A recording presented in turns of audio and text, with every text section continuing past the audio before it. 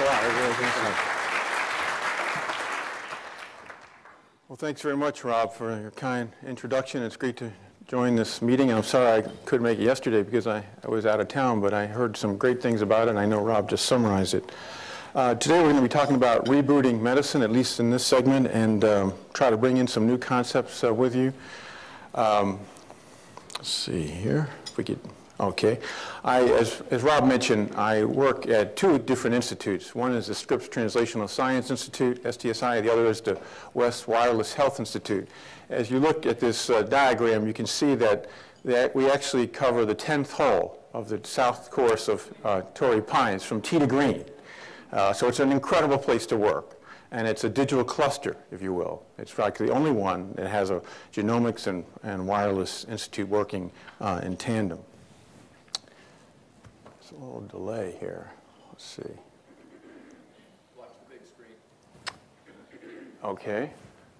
Okay, so this actually is some diagrams from Dwayne Roth of Connect, but it gives you a sense, those of you from outside San Diego, why this is such an extraordinary place to set up shop to try to change the future of medicine. For one, they have 600 life science companies, which is at the moment second only to the Bay Area in the US. We have 1,100 wireless and IT companies, and so much that is the credit to the leadership of Qualcomm and certainly from the impact that Erwin Jacobs had, and you'll hear from him later this morning in this region. And then we have 50 research institutes that are really within just a mile from here, most of them. This is the Mesa, which is an extraordinary dense brain trust in life sciences, both in the academic side, as you can see, and also in the industry side. Now, we live in a digital world, and so we have, of course, screens and streams and crowds and clouds. And this is an interesting world that we are seeing as it matures to set up a remarkable foundation for the future of medicine. So the digital code, or digital world, has made a lot of progress in this 0 zeros to make a transition, this decade that we're in. And the 0 zeros were characterized by a number of things, but perhaps most striking were digital devices. So, for example, iPods and how we listen to music, the BlackBerry, how we email and communicate, certainly smartphones, and also, of course, e-readers. And you can see by the dates below that this all occurred in a 6-year span of time. And the impact that it had in our daily lives, the way we think, the communicate, the way we travel from one place to another, is so extraordinary. Perhaps nothing has been so transformative on our day-to-day lives as these digital devices. Now, what's interesting is it's not just enough to have one digital device at any one time. Here's an article with a picture of a woman who's using 4 devices at the same time. This has now set up the world of Homo distractus. And in fact, I can't even sit at home watching a family watch TV without each person also simultaneously on a smartphone, laptop, or all 3 devices at once. And I suspect many of you have that same sense of this distractive world. We're also hyper-connected. Hyper-connected, the definition from Powers is staying on a screen as connected as possible at all times, including vacation, restaurants, from bed, and even in places of worship. How many here feel that they are hyper-connected? Yeah, well, 40% of the adult population in the US is thought to be. This group, of course, is a skewed sample. Look, probably everybody in this group. Now, why is this important is because we're constantly seeing data. And of course, we may not recognize it as data. It could be music, it could be emails, but it's data, and we're driven more and more towards this data world. Now, the other big D here is disruption. And this has changed the way, of course, now the bookstores and the blockbuster video movie stores, they're going away because of the changes and disruptive influence of this digital world.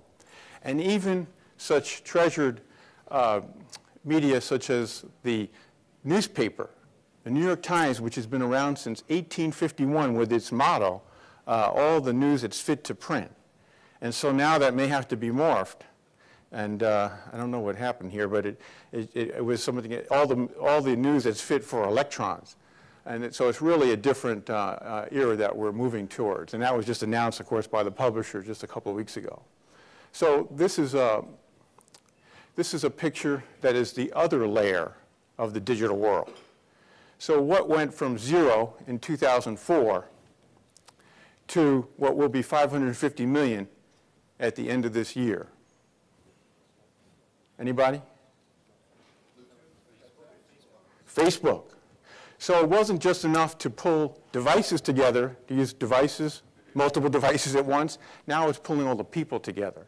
And the impact that this has had on social networking, not just a interesting movie that just came out, but also what it's had in bringing the world, people together, second in population now into China, is really quite extraordinary. And I don't think anyone could have predicted this. And so this effect is very important, and it has a medical impact on health. And that's why I bring it up, not just because it's an area of important topic of today, because its impact on medicine was felt in a recent Science paper, which has been somewhat looked over, but it was coming out from MIT just last month. And what's interesting is Damon Centola did a randomized study of hundreds of people about changing health behaviors. And I think you know that's one of the most difficult things to do, changing health behavior, a better lifestyle. And he randomized people to a regular network that was not what was called random, which was not so well developed, or a clustered network, which was dense and highly developed. And what was interesting is those individuals who were assigned to the cluster network with respect to their changing health behaviors through a website. And actually, you can see not only the speed, but the actual impact that they had with respect to their health behaviors. So social networking and health, I don't think many of us would have anticipated its marked impact. So let me sum up the 0 zeros with a few things. First of all, we'll get into in a minute because it's very important to link this together. The human genome was sequenced and the root causes of over 100 diseases were determined. And secondly, that the mobile phones now are more than 5 billion, and that's really quite striking and, of course, still increasing in number. The internet, of course, is much smaller than the mobile phone world, but that's coalescing in the era of smartphones. The Facebook, of course, I've already mentioned. And then finally, medicine is about to go through its biggest shakeup in history. And that's what we're going to get to. This is really the setup. The digital world has set up for this opportunity to occur. So let me first talk about where medicine is today, which is the population level medicine, and where it needs to go, which is another 10-letter word, but it's very much in contradistinction, the individualized medicine. So I'm really into maps, and I was looking at these maps from the Centers for Disease Control. This is the map from a population level of diabetes in the U.S. And what you can see is that there's a much higher density of diabetes in the southeast, particularly east of the Mississippi. And then when you look at obesity, interestingly, you see the same type of pattern. Where's the worst obesity in the country? And if you look at sleep disorders, okay, you see, again, the same pattern. And so it's very interesting to see. And these three conditions, chronic diseases, are very interdependent. If you have sleep apnea, you're more likely to be obese and diabetic, and so on. I tried to look at another map to try to pull this together, and this was the map of McDonald's restaurants. And it's very interesting to see the remarkable concordance. Now, I'm not suggesting any cause and effect, but this is population medicine. It's looking at the big macro 30,000 feet type of level of health care. What we need to do, of course, is a lot different in the future, and we have the ability to do that. Now, this is an interesting quote, a recent interesting quote. The power of individual targeting, the technology will be so good, it will be very hard for people to watch or consume something that has not, in some sense, been tailored for them. Does anybody know who said this?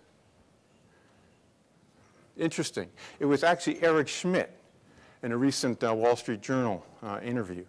So it had nothing to do with medicine. He's talking about the web and our digital world, but it applies equally well, in fact, extraordinarily well to medicine. I'm sorry for the slide transitions. Okay, so here's examples of medicine today. All women over age 40 should have a mammogram every year. That's population medicine, right? Well, we know that if that's the case, and of course it is in this country, it's the way the guidelines are written, we will avoid about 1 in every 2,000 individuals, women who have annual breast care screening, we will avoid 1 breast cancer. But what we will induce from that screening, irrespective of age group, is at least 150 to 200 false positives, which leads to all sorts of biopsies and even surgeries, possibly even radiation. Is that an acceptable trade-off? That's population medicine of today, without any consideration of the risk of that particular individual.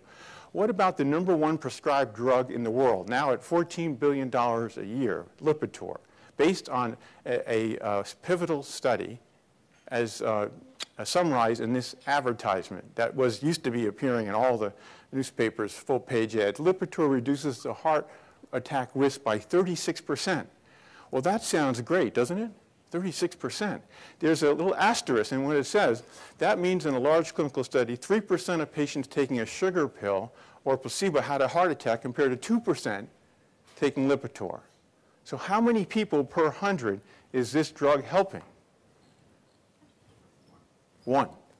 99 people are taking this medicine, the #1 prescribed drug, every day for the rest of their lives with a nice effect on their laboratory value, but does it really change the outcomes?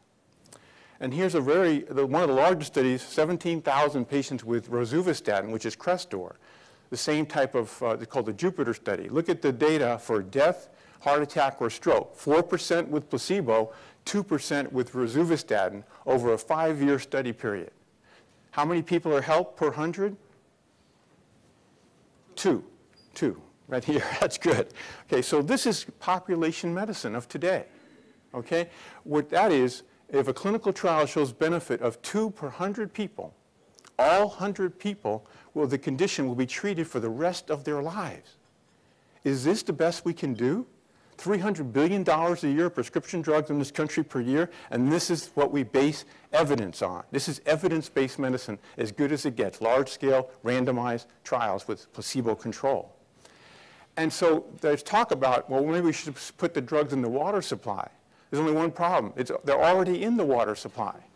And in fact, in San Diego, water was analyzed recently, and it found a concentration of a lot of the commonly used drugs in the water supply. So that's a very interesting sidelight. Okay, and we have, of course, because of this problem, for example, rheumatoid arthritis, TNF blockers. They only work in 50% of people. They work really well.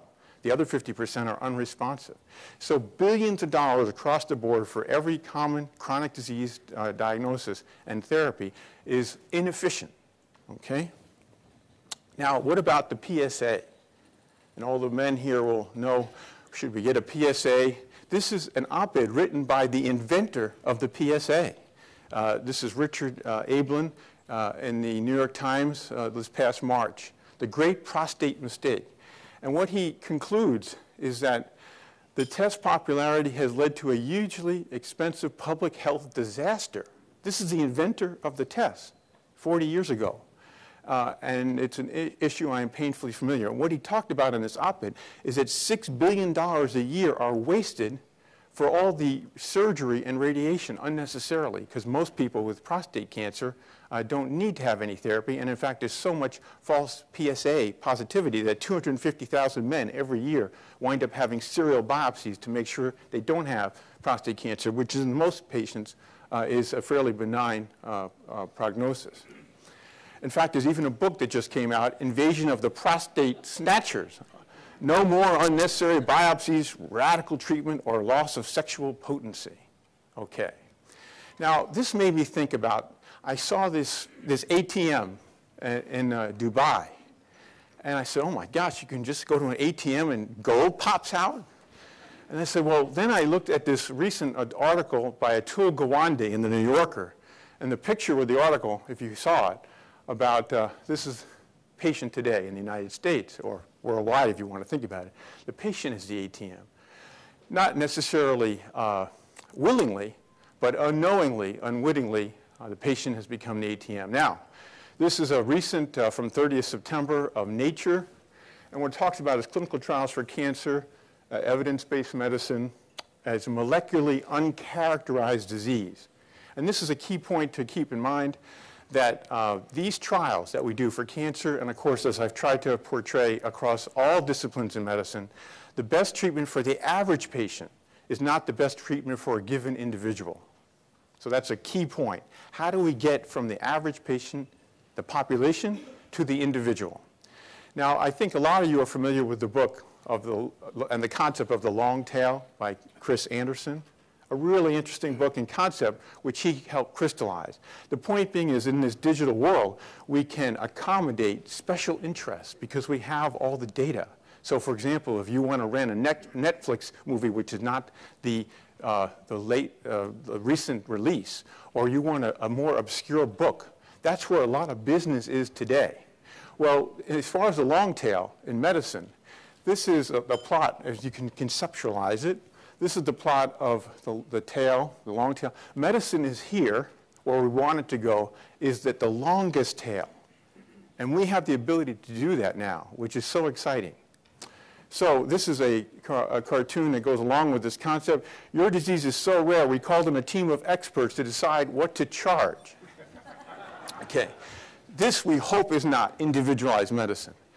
But unfortunately today, medicine is like the blind man and the elephant.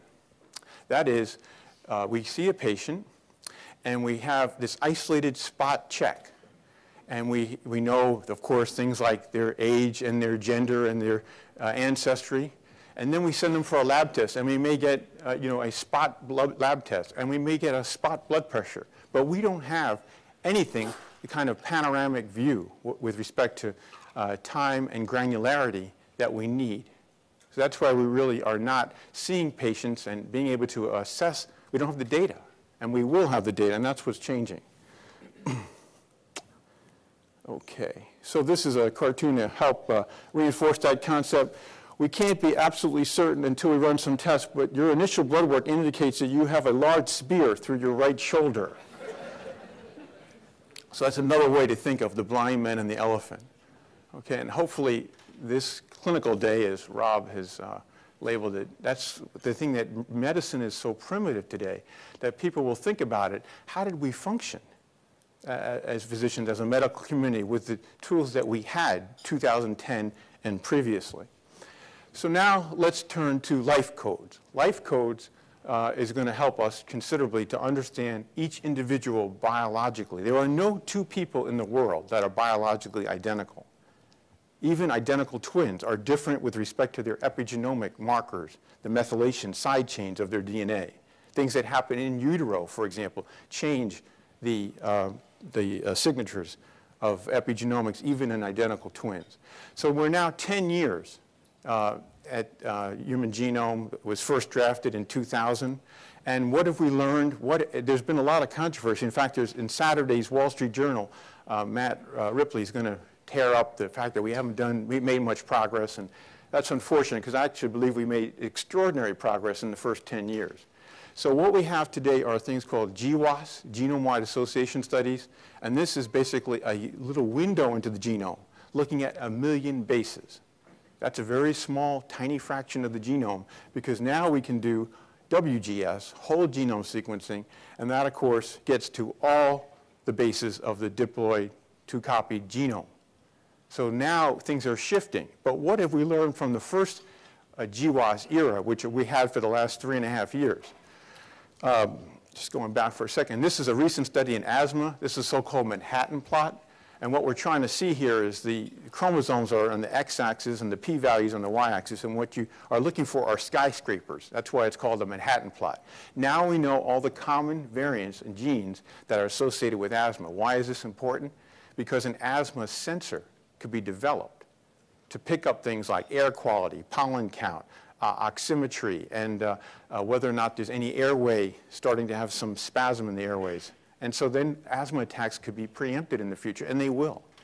And that's exciting because a lot of children die of asthmatic attacks every year, no less adults as well, and hospitalized. This is a schematic of the chromosomes from 2005 What you can see is we didn't know much of common polygenic diseases in 2005. The first one through GWAS was cracked in April that year, and it was macular degeneration.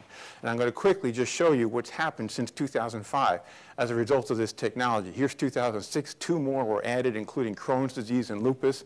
And then it starts taking off. Here's 2007, 2008.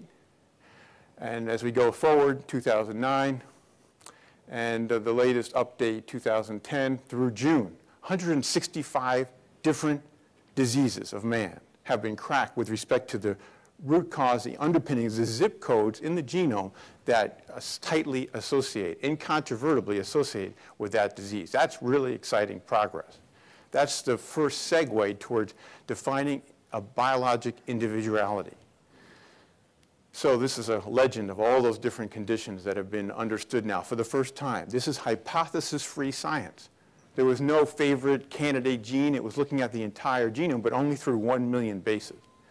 So the big thing that's happened in the last 10 years, besides elucidating pathways and genes associated with diseases, is pairing up drug and gene interactions. And this is a very important area because, just to give you an example, an area that we've worked a lot, the second largest drug in the world, prescriptions after Lipitor, is Plavix, a drug to combat blood clots against platelets. This drug now is accounting for $9 billion of sales. And in fact, what's interesting, that Manhattan plot that I showed you applied to Plavix, clopidogrel, you can see there's a skyscraper. And what's fascinating is this drug requires a metabolic activation or a cytochrome in the liver to change from an inactive drug to an active drug. 30% of people of European ancestry have a loss of function that does not allow that to occur. And up to 50% of people of Asian ancestry have the same problem. Now, we have alternative drugs, in addition to alternative dosing of Plavix, like twice the dose, which can override this problem in carriers of these genes. And also we have alternative drugs like prasugrel and soon-to-be approved ticagrelor. But what's important here is we can also check platelet function with a very simple test, and we can avoid a clot in a stent, which could be a life-threatening matter, usually is, either a heart attack or death. So this is a prototype of pharmacogenomics, and this is what we started at Scripps, the first place in the country to do routine genotyping in everyone who is getting a stent placed and is getting a Plavix prescription, because we don't want patients to have clotting of their stent. And that's pharmacogenomics and really a prototypic example. But in cancer, a really exciting advance, because in cancer it's a genomic disease. It is driver mutations that drive the tumor differently than the germline native DNA. And one of the most fascinating signs of progress came just a couple of weeks ago with malignant melanoma. This is, of course, a fatal malignancy. Usually people die within 1 year. But now, in 65% of people with malignant melanoma, they have a mutation in a gene called BRAF. And BRAF is important because we have a drug that can be working on this particular gene mutation, and it only works because of the binding of the drug to the mutated form of this protein.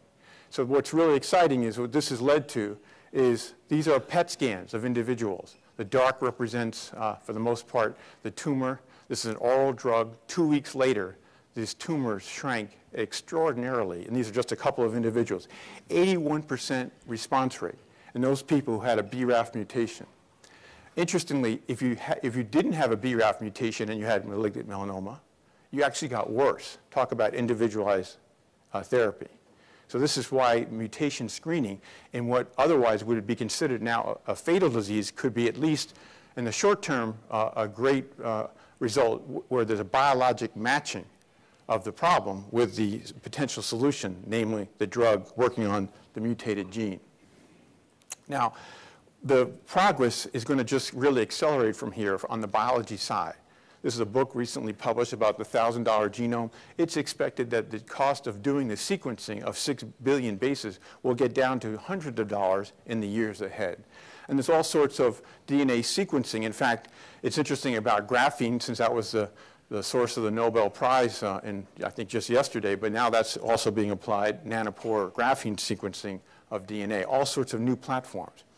And then patients are starting to show up with their pharmacogenomic data loaded, maybe not on their smartphone yet, although that's obvious where that could go, but having wallet cards to show their physicians, don't give me warfarin or Coumadin because I can't, at this normal dose because I'm hypersensitive, or I have an allergic severe reaction to this particular drug because of my genetic makeup.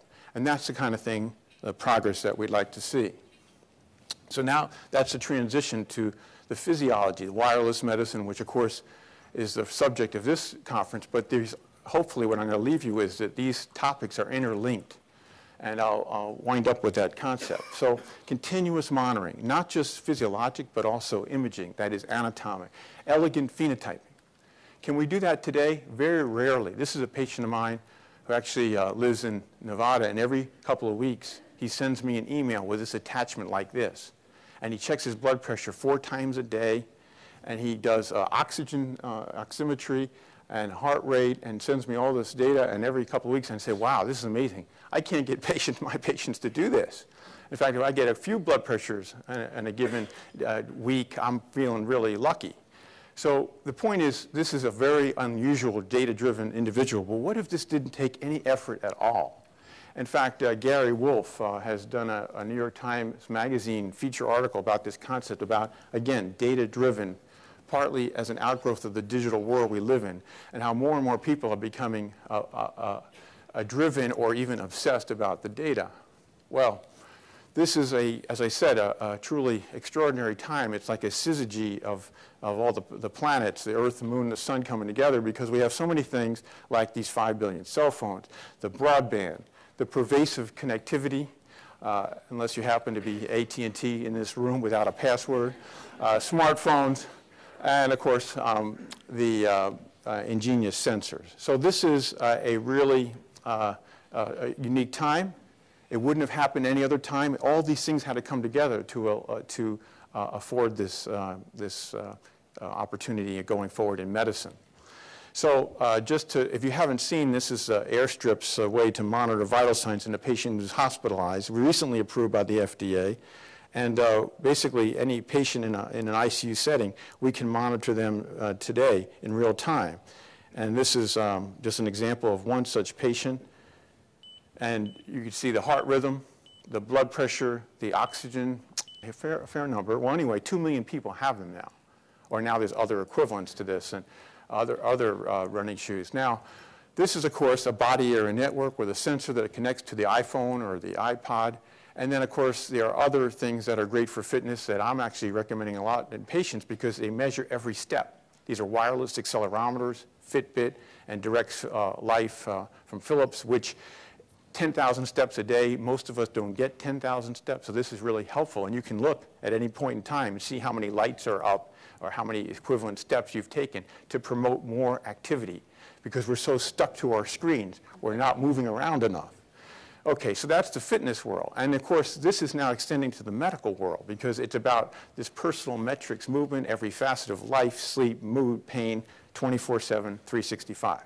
It's extending to sleep, often ignored, but a very important part of our life. It's supposed to be 1/3 of our time in sleep.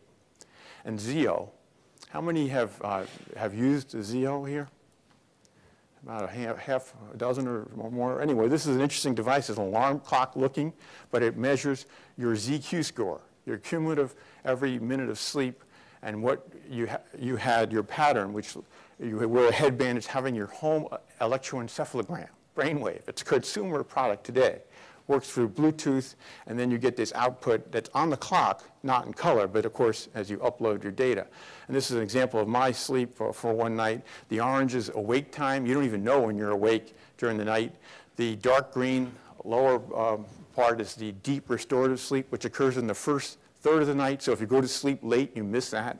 There's the REM sleep, which is the dream sleep, which is the light green bars. And then there's gray sleep, which is essentially worthless. That's light sleep, and that's what you get when you take drugs like Ambien and Lunesta.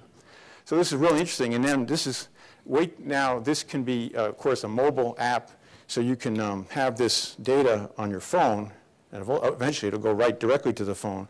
And so what's interesting about this is when you have it on your phone, and it's also communicated to your office staff, and they say, oh, Topol had a 62 don't mess with him today. He's going to be a total grump. Okay? So this is a really remarkable thing, that your data for a vital sign of sleep and a cumulative score about that. And not only that, but what it sets up, now we go to social networking. You compete against your peers, or your family for that matter, and your friends, and then here's a peer group, and I say, I don't think I'm a very good sleeper, and I could compete against these thousands of people, and I can say, oh, gee, well, my ZQ score is not so bad, and I find out that I'm a really good dreamer. I didn't know that. Now you can put everything I've said this morning in context. But that really was, of course, what saved me here. So that's sleep. Now, let's move wireless to chronic diseases, because that's 75% of our healthcare dollars are in chronic diseases. And most Americans have at least one chronic disease. And so I'm not going to go through all the details, but this is a top 10 list that I had put together back a year and a half ago, which takes the top 10 public health diseases and then pairs them up to the wireless sensors that can be developed or are developed to work to make these diseases either more manageable or preventable. And so this, I think, I'm just going to touch on a couple of examples, because we don't want to have anybody in the hospital. That's not a safe place. In fact, you know there's a lot of things that have bad things that happen in the hospital, iatrogenic. Some people probably looking at the data would think that the hospital is the antechamber to the But the worst part is it's incredibly expensive, much more expensive than the presidential suite at this Hilton hotel, I can assure you, per night. So we don't want patients there. And we do know that the #1 cause of admissions to a hospital and readmissions in the U.S. and most developed countries is heart failure. And it's interesting, from the Medicare database, heart failure, and this was data fresh from last year, it's still the problem today, is that over 20% of people are readmitted from their chronic disease within 30 days. And what's interesting is heart failure is 27% within 30 days and 56% at 6 months. And heart failure is $37 billion a year. Most of that is the hospital side of heart failure management. What can we do to reduce that? Well, interestingly, just yesterday it was announced by Cedars-Sinai and the UC network here in California. They got a $9.9 million grant to study telephonic and wireless monitoring of heart failure. The Cochrane collaboration, which is very well known worldwide for doing rigorous meta-analyses and studies, they just published, interestingly, that one could reduce mortality just through simple things like telephoning patients with heart failure, no less more advanced telemonitoring. And they actually showed a reduction of all-cause death by 34% by collating all the data of randomized studies that are out there today. So that's very promising. We need to work on that. It's not being done today. And we have more advanced technology like an implant that was set up by in this trial. CardioMEMS is a company. It's a sensor that's put into the pulmonary artery to basically get left atrial pressure, filling pressure of the heart. And then this is communicated on a daily basis to the clinician to decide whether different drugs should be used, anticipating before the patient actually slips into heart failure. And this showed in a randomized trial of over 500 patients that the patients who had the sensor that was active had a significantly reduced rate of hospital admission. So this is a high-tech potential way to avoid, and by 1 year's time, it was actually even greater, almost a 50% reduction.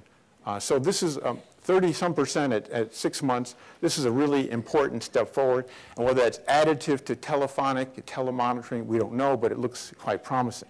What about Band-Aids that could measure lots of things, including fluid status like this one, and this measures this PICS device, not only heart rate, respiratory rate, position, activity, and fluid status. Perhaps something like this could help without needing an implant. So that's, of course, heart failure is a principal target. This is so Tara's device, whoops, go back, for measuring all vital signs, which is through a wrist transceiver.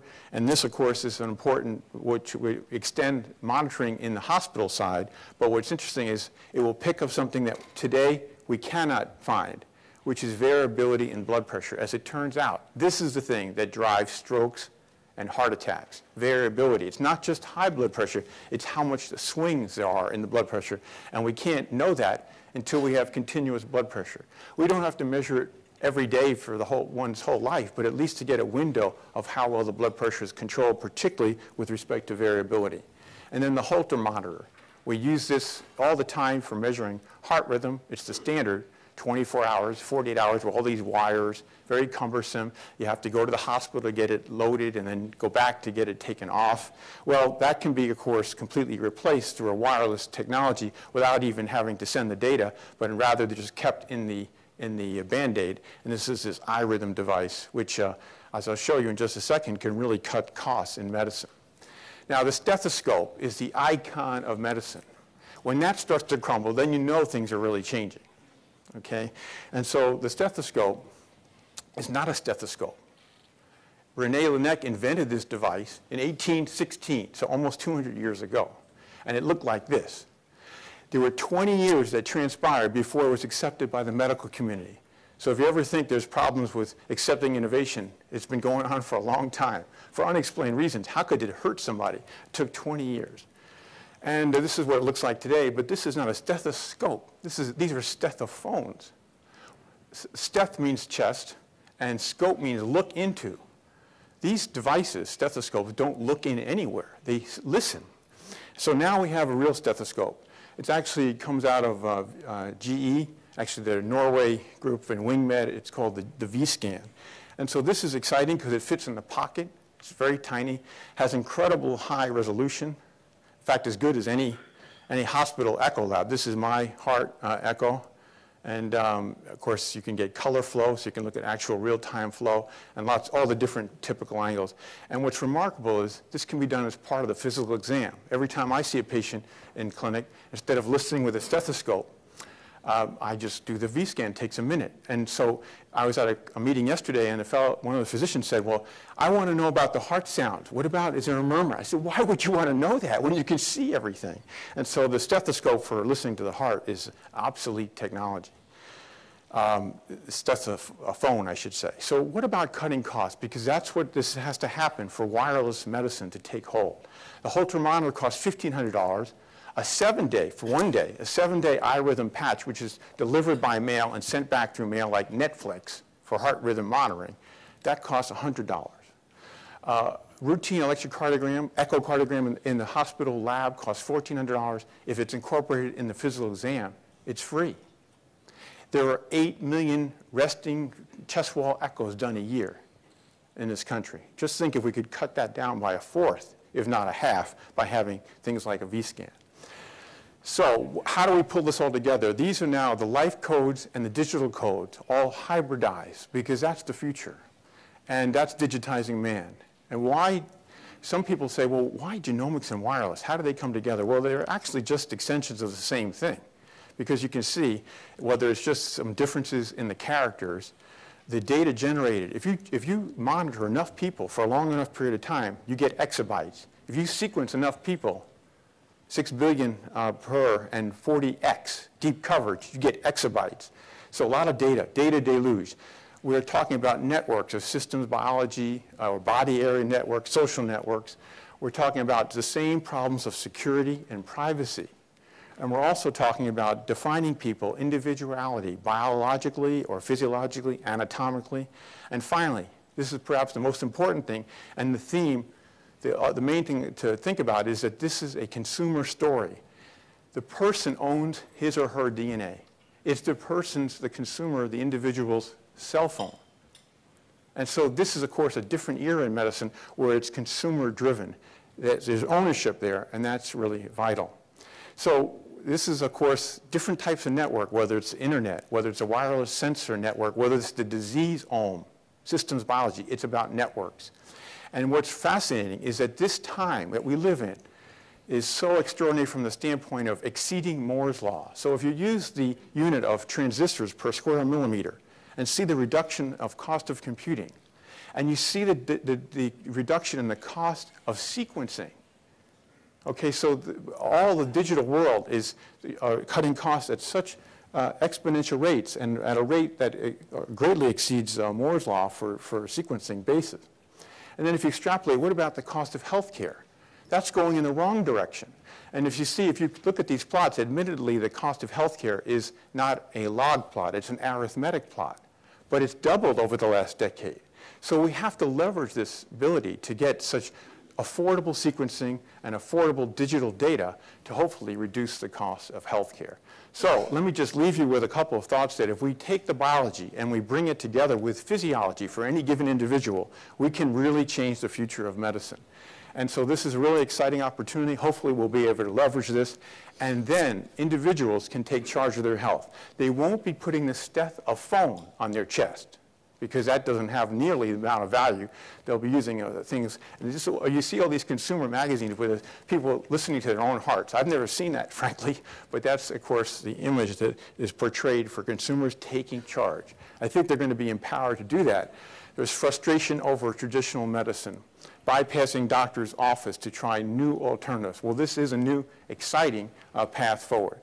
And so bringing together the genes, for example, diabetes, predisposition to diabetes, prevention of diabetes with sensors that pick up continuous glucose monitoring, or women with breast cancer, instead of having an annual mammogram, those of high genomic risk could have a thing like a V-scan, scan themselves, and get a text within minutes saying that everything looks clear. Or things like atrial fibrillation to monitor, to prevent stroke with things like a Band-Aid eye rhythm. Or finally, people with the risk of sudden cardiac death to have the type of monitoring that we can do today that hopefully can extend to prevent these if they're genomically at risk for sudden cardiac death or a fatal serious arrhythmia. So I hope I've left you with this sense that today people can get better informed from the web. So they can go this gamut from being ignorant, have no idea, not even looking at the information, to showing up in the doctor's office and having considerable information. In fact, sometimes more than what the doctor knows about a specific condition or a specific medication. But in the future, this other movement, which if I can advance, I'm stuck. Oh, here we go, okay, is this in this direction. And this is going from the person who doesn't monitor herself, quantitative, to the data-driven person, the ability to have that data and to monitor it when needed, on demand, which is, of course, I think, this exciting direction. And that sets up the consumer in command, because they have the data, they're well-informed, and they can shape the future of their individual health. So what I call this is Homo digitus. Okay? We've gone from Homo distractus to Homo digitus. And I hope I've set the sense or the concept for a new change in medicine. And my last slide, the ability to digitize man. Thanks very much for your attention.